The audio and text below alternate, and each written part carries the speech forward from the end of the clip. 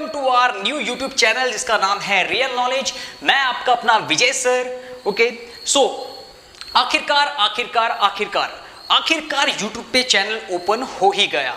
तो इसके लिए thanks to all the childrens, all the students जिन्होंने मुझे काफ़ी ज़्यादा पुश किया ओपन करने के लिए टीचिंग वाला चैनल। तो उन सबको थैंक्स है, बहुत सारा थैंक यू। ओके, सो आज ये रियल नॉलेज चैनल की आज ये पहली वीडियो है, पहली टीचिंग वीडियो है। तो हम होप करते हैं हमारे द्वारा जो भी आपको नॉलेज दिया जाए, आपकी अंडरस्टैंडिंग इंक्रीज हो, आप बेटर हो, आपकी थ्योरीज क्लियर करा पाएंगे हम। ठीक है, इसके अलावा जो आपके कॉन्सेप्ट्स है, कॉन्सेप्ट भी आपको एक वन बाय वन ले जाके सारे समझाए जाएंगे, वो भी बहुत इजी मेथड में। ओके, और इसमें कुछ छूटेगा नहीं, हम आपको नोट्स वाइज, ठीक है, स्टेप वाइज स्टेप्स नोट भी प्रोवाइड करेंगे और ये बेस्ट डेफिनेशंस होंगी जो आपको इजीली लर्न भी होगी और एक्यूरेट भी होती है। ठीक है, तो ज्यादा मुश्किल कुछ नहीं है। तो मेरा नाम है विजय सिंह रावत, मैं पढ़ाता हूं आपको साइंस। तो आइए स्टार्ट करते हैं आज का टॉपिक। तो आप यहां पर देख सकते हैं आज का टॉपिक है लाइफ प्रोसेस। ये क्लास 10th का बायोलॉजी का पहला चैप्टर है।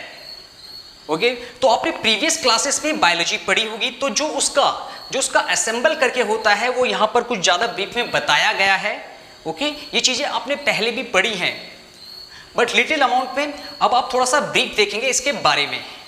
ओके, सो लाइफ प्रोसेस, अगर हम इस चैप्टर की बात करें तो इसके अंदर सारी प्रोसेसेस आती है कि लाइफ कैसे बनी, किस तरह से कोई एनिमल ऑर्गेनिज्म सर्वाइव करता है। ओके, किस तरह से ब्लड सर्कुलेशन होता है, मींस आप समझ सकते हो कि बॉडी के कौन कौन से फंक्शंस होते हैं। तो हम चेक कर लेते हैं पहले इसकी definition. Process that are necessary for an organism to stay alive. Okay, तो डेफिनेशन बिल्कुल सिंपल है। लाइफ प्रोसेस मतलब होता है, ठीक है, लाइफ प्रोसेस मतलब होता है वो प्रोसेस, ठीक है, वो प्रोसेस जिनकी वजह से कोई भी ऑर्गेनिज्म जिंदा रहता है। जैसे इसके एग्जांपल है न्यूट्रिशन, रेस्पिरेशन। ऐसी लाइफ प्रोसेस करके ही ये अपने लिए फूड बनाते हैं, सर्वाइव करते हैं, रिप्रोड्यूस करते हैं। ठीक है, तो इसी वजह से कोई भी ऑर्गेनिज्म जिंदा होता है, क्योंकि वो लाइफ प्रोसेस ऑफ लाइफ। ठीक है, मींस आपको कैसे पता, आप कैसे बता सकते हो कि कोई लिविंग थिंग है या कोई नॉन लिविंग थिंग है। तो किसी भी चीज के बारे में बताने के लिए हमें उसके कैरेक्टरिस्टिक्स पता होने चाहिए। ओके, उसके फीचर्स पता होने चाहिए, तब जाके आप कह सकते हो कि ये चीज, कोई भी चीज ये है। तो अगर हम बात करें लाइफ की, ठीक है, लाइफ की बात करें तो सबसे पहली बात है कि जो लिविंग ऑर्गेनिजम्स हैं वो करते हैं ग्रोथ। ठीक है, छोटे से बड़े होते हैं साइज में। इसके अलावा वो करते हैं मूवमेंट, इवन प्लांट्स भी। ठीक है, जो ह्यूमंस होते हैं या फिर एनिमल्स होते हैं वो करते हैं लोकोमोशन एंड मूवमेंट दोनों। अब ये लोकोमोशन क्या होता है, आप पूछेंगे लोकोमोशन क्या होता है। तो देखिए, मूवमेंट और लोकोमोशन ऑलमोस्ट सेम है, बस थोड़ा सा डिफरेंट है कि लोकोमोशन मतलब होता है जब आप मूवमेंट तो करते हैं बट आप डिस्टेंस कवर करते हैं। ओके, इसे कहते हैं लोकोमोशन। और मूवमेंट आप स्टैंड होके खड़े भी कर सकते हैं। तो जनरली अगर हम बात करें प्लांट्स की, तो प्लांट्स जनरली करते हैं मूवमेंट। ओके, और एनिमल्स और ह्यूमंस करते हैं लोकोमोशन। तो यहां पर ये हो चुका है। इसके अलावा बहुत सारे और फीचर्स भी होते हैं जिसकी वजह से आप कह सकते हो कि कोई भी ऑर्गेनिज्म लिविंग है। Like they respire, okay, respire करते हैं, दे डाइजेस्ट द फूड डाइजेस्ट करते हैं, रेस्पिरेशन करते हैं, एक्सक्रीटरी सिस्टम करते हैं। ओके, तो बहुत सारे सिस्टम्स होते हैं, रिप्रोड्यूस करते हैं इवन। ठीक है, तो इससे हमें पता चलता है कि हाँ, ये सारे लिविंग ऑर्गेनिजम्स हैं। तो अगर लिविंग ऑर्गेनिज्म की बात करें तो ये दो टाइप में डिवाइड होते हैं, एक होता है animal and another one is plant. तो यही दोनों प्रेजेंट होते हैं। अब बात करते हैं तीसरे टॉपिक न्यूट्रिशन की। ठीक है, तो यहां से स्टार्ट हो चुका है हमारे चैप्टर का जो मेन पॉइंट है। ठीक है, जो सिस्टम्स आ रहे हैं। और एक और चीज आपसे कहना चाहूंगा कि बोर्ड पर्पस से ये चैप्टर बहुत ज्यादा इंपॉर्टेंट है, क्योंकि इसमें चीजें काफी सिस्टम वाइज दी गई है, बट अगर आप इन्हें easily step by step understand करेंगे तो ये चैप्टर आपके लिए बहुत आसान बन जाएगा। ओके, क्योंकि इस चैप्टर में काफी डायग्राम्स भी हैं, तो आप इजीली स्कोर कर सकते हैं इस चैप्टर से, क्योंकि इससे एक ना एक क्वेश्चन बनता है बोर्ड के पेपर में। तो देखिए, फिर न्यूट्रिशन चेक कर लेते हैं। Process in which an organism takes in food, utilise it to get energy from growth, repair and maintenance. ठीक है, अगर हम सिंपल शब्दों में न्यूट्रिशन की बात करें, ठीक है, तो जो न्यूट्रिशन होता क्या है, देखिए, आप जो भी फूड इनटेक करते हैं, खाते हैं, उसमें से उसको जब यूटिलाइज करके, सिंथेसाइज करके जब उससे एनर्जी लिबरेट की जाती है, मींस एनर्जी प्रोड्यूस की जाती है, इस प्रोसेस को हम न्यूट्रिशन कहते हैं। और इसका ये किस चीज़ में हेल्प करती है? जनरली इसकी वजह से ही, न्यूट्रिशन की वजह से ही हमारी ग्रोथ होती है, हमारे सेल्स रिपेयर करते हैं, हम अपने आप को मेंटेन रख पाते हैं। ओके, क्योंकि हमारी बॉडी बहुत सारे सिस्टम से मिलकर बनती है, तो इसके लिए आपको मींस आपको फ्यूल तो चाहिए। जैसे मोटरसाइकिल होती है, अगर मोटरसाइकिल को आपको चलाना है तो इसके लिए उसके फ्यूल डलता है, वैसे ही हम जो डिफरेंट टाइप के फंक्शंस करते हैं, जैसे मैं भी आपसे बात कर रहा हूं, तो ये भी इसलिए हो पाता है क्योंकि मैंने न्यूट्रिशन लिया है। ठीक है, जो भी मैंने फूड इनटेक किया है, मैं उससे एनर्जी बना रहा हूं और आपके सामने बात कर पा रहा हूं। सो अब बात करते हैं टाइप्स ऑफ न्यूट्रिशन। देखिए, types of nutrition generally 2 type के होते हैं, जिन्हें आप मोड ऑफ न्यूट्रिशन भी कहते हैं। ओके, सो मुझे लगता है गुन्नू का कोई सवाल है। ओके, पूछिए गुन्नू। ठीक है, बिल्कुल सही। ठीक है, तो देखिए 2 टाइप्स होते हैं, ऑटोट्रॉप और हेटेरोट्रॉप। सिंपल, ऑटो मींस आप नेम देखिए इसका, ऑटो मतलब होता है सेल्फ, ट्रॉप मतलब होता है नरिशमेंट। तो जो भी ऑर्गेनिज्म अपना नरिशमेंट खुद प्रिपेयर करते हैं, उन्हें हम कहते हैं ऑटोट्रॉप्स। अगर इसकी प्रोसेस देखी जाए तो ये कौन सी प्रोसेस करते हैं जिसके थ्रू ये सब फूड प्रिपेयर करते हैं? तो ये होती है फोटोसिंथेसिस। ओके, ये लाइट की हेल्प से जनरली क्या करते हैं? फूड बनाते हैं। फोटो मीन्स होता है लाइट, सिंथेसिस मतलब होता है टू कंबाइन। ओके, तो काफी हेल्पफुल होती है। यही वो प्रोसेस है जिसकी वजह से प्लांट अपना खाना खुद बना पाते हैं। रॉ मटेरियल क्या क्या यूज होते हैं इसमें, ये भी काफी इजी है। कार्बन डाइऑक्साइड एंड वाटर इसमें यूज होते हैं। इन दोनों को मिक्स किया जाता है, रिएक्ट किया जाता है, तब जाके जब इनमें रिएक्शंस होते हैं तब जाके तैयार होता है फूड। सो अगर हम इक्वेशन की बात करें, अगर हम बात करें इक्वेशन की, तो यहां पर आप देख सकते हैं कार्बन डाइऑक्साइड और वाटर को जब मिलाया गया, मिक्स किया गया, वो भी किसकी प्रेजेंस में? सनलाइट और क्लोरोफिल। अब ये क्लोरोफिल क्या होता है? क्लोरोफिल जनरली जो आपके ग्रीन प्लांट्स होते हैं, जो उसे ग्रीन कलर देता है, मींस आपको पता होगा कि जो किचन ऑफ द प्लांट होता है वो होता है क्लोरोप्लास्ट। क्लोरोप्लास्ट के अंदर पे होते हैं क्लोरोफिल्स। ये ग्रीन कलर के पिगमेंट होते हैं जो जनरली काफी हेल्पफुल होते हैं। ठीक है, अभी बताऊंगा किस लिए होते हैं, बट इनकी प्रेजेंस में जब प्रोसेस होती है तब जाके बन पाता है ग्लूकोज, जो कि होता है फूड। ओके, सो यहां पर एक बहुत इंटरेस्टिंग बात यह है कि यहां पर ऑक्सीजन गैस भी जनरेट होती है, जो हमारे लिए बहुत ज्यादा इंपॉर्टेंट और बहुत ज्यादा जरूरी है। तो यहां पर एक और चीज मैं आपको बताना चाहूंगा, केमिस्ट्री के आपका जो चैप्टर है first, chemical equation and reactions, तो उसमें आप सीखेंगे बैलेंसिंग करना। तो मैं आपको उसकी एक चीज यहां पर बताता हूं। यहां पर जो आप रिएक्शन देख पा रहे हैं ये अभी बैलेंस नहीं है, तो हम इन्हें साथ बाय साथ बैलेंस भी कर लेते हैं। तो यहां पर कार्बन के 1 एटम है, वहां पर है 6 एटम, तो यहां भी 6 लगाना पड़ेगा हमें। ठीक है, ऑक्सीजन के कितने हो चुके हैं? ऑक्सीजन के हो चुके हैं 12। यहां पर H2 है, जनरली H2 है, H के 2 है, यहां पर है H के 12, यस 12। तो यहां पर क्या करना पड़ेगा हमें? हम यहां पर लगाएंगे 6, जिसकी वजह से ये भी 12 एटम्स हो चुके हैं हाइड्रोजन के। ओके, अब हम इस साइड में गिनते हैं ऑक्सीजन के कितने एटम्स हैं इस साइड।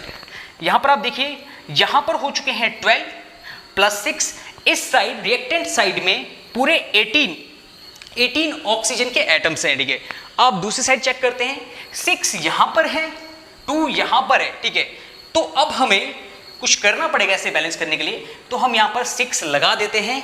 इसकी वजह से ये 6 2 12 हो चुका है और प्लस 6 टोटल 18 इलेक्ट्रॉन्स। तो अब जाके ये इक्वेशन बैलेंस हो चुकी है। ओके, तो आइए अब इसके बाद चेक करते हैं कि आखिर फोटोसिंथेसिस प्रोसेस में प्रोसेस होती कैसे है। देखिए, अभी तक आपने पढ़ा था कि जो फोटोसिंथेसिस प्रोसेस होती है वो नॉर्मल इस टाइप से होती है, बट ये एक स्टेप में पूरी नहीं होती है, ये जनरली 3 स्टेप से मिलके बनती है।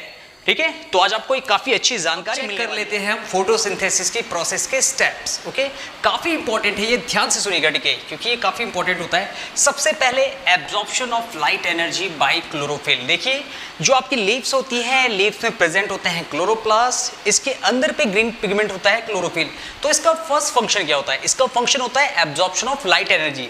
जनरली क्लोरोफिल क्या करता है? जो भी सनलाइट आती है उसको एब्जॉर्ब कर लेता है। ओके इसके बाद जो सेकंड स्टेप होता है conversion of light energy into chemical energy. So जो क्लोरोफिल होता है इसके बाद क्या करना पड़ता है, इसके बाद जो लाइट एनर्जी होती है उसे कन्वर्ट किया जाता है केमिकल एनर्जी में। ठीक है, अब ये केमिकल एनर्जी में क्यों किया जाता है, क्योंकि हमें करना पड़ता है केमिकल रिएक्शन। ठीक है, तो प्लांट्स को केमिकल रिएक्शन करना पड़ता है फूड प्रिपेयर करने के लिए, तो इस वजह से प्लांट को केमिकल रिएक्शन की नीड होती है। इसके अलावा इसी में हम करते हैं hydrolysis of water. Okay, hydrolysis मतलब वाटर को अलग करना, ब्रेक डाउन करना। तो यहाँ पर हमने जब हाइड्रोलाइसिस किया वाटर का तो H2 और O2 में कन्वर्ट हो गया था।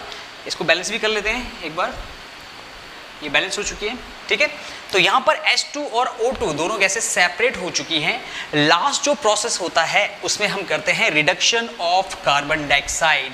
ठीक है, तो जब कार्बन डाइऑक्साइड का रिडक्शन करते हैं तब जाके हमें मिल पाता है हमारा फूड, जो कि होता है ग्लूकोज और कार्बोहाइड्रेट। ठीक है, तो ये 3 स्टेप थे जो कि फोटोसिंथेसिस प्रोसेस में होते हैं। Okay, this is the reality कह सकते हो आप। सो इसके बाद गैसेस एक्सचेंज, जनरली कौन कौन सी गैस यूज होती है और कौन सी बाई प्रोडक्ट रिलीज होती है। तो जो गैस यूज होती है वो होती है कार्बन डाइऑक्साइड, और सेकेंड जो बाई प्रोडक्ट रिलीज होती है वो होती है ऑक्सीजन।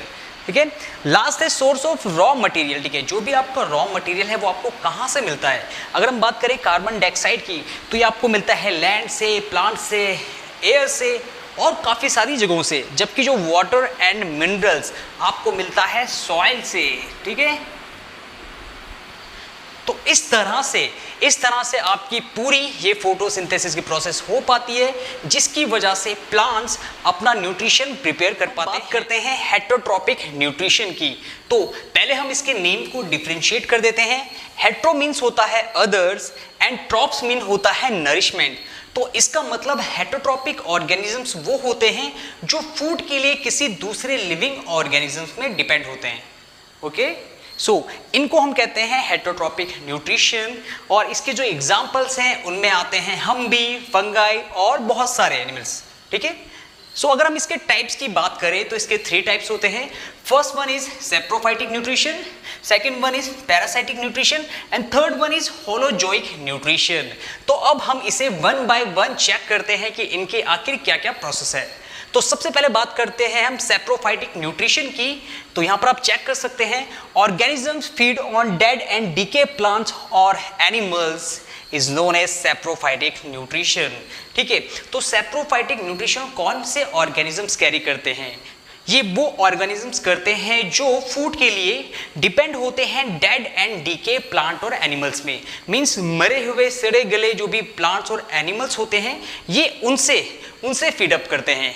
इसके एग्जांपल्स है फंगाई, बैक्टीरिया, आप कह सकते हो डिकम्पोजर्स भी, ये डिकम्पोजर्स भी होते हैं। ठीक है, इनको इन्वायरमेंटल क्लीनिंग एजेंट भी कहा जाता है।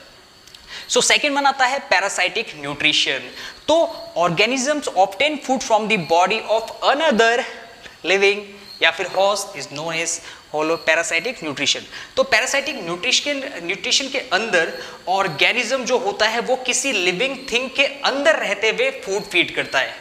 ठीक है, तो इसके जो एग्जांपल्स हैं और जिस बॉडी में ये रहता है उस बॉडी को हम कहते हैं होस्ट। अगर मैं आपको एग्जांपल दूं, आपने हॉलीवुड की एक मूवी देखी होगी जिसका नाम है वेनम। तो जो वेनम होता है एक्चुअली में वो भी पैरासाइट होता है। ओके, और जो मेल एक्ट्रेस होता है वो उसकी बॉडी में कंट्रोल कर देता है, जो कि होता है उसका होस्ट। ठीक है, तो इनको सर्वाइव करने के लिए किसी दूसरे की लिविंग थिंग की बॉडी की जरूरत होती है। इसके एग्जाम्पल है टेपवॉर्म, राउंडवॉर्म। आप इन्हें वो याद कर सकते हैं, बचपन में पेट वाले कीड़े जो काफी सारे बच्चों के होते थे वो पैरासाइटिक थे। ओके, सो तीसरा आता है होलोजोइक न्यूट्रिशन। तो होलोजोइक न्यूट्रिशन में जनरली सारे एनिमल्स आते हैं।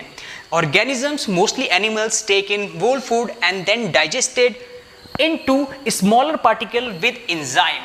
ठीक है, तो जनरली होलोजोइक न्यूट्रिशन के अंदर क्या होता है, ऑर्गेनिजम्स सॉलिड फूड इनटेक करते हैं। ओके, फिर उसे यूटिलाइज करते हैं और उससे एनर्जी जनरेट करते हैं।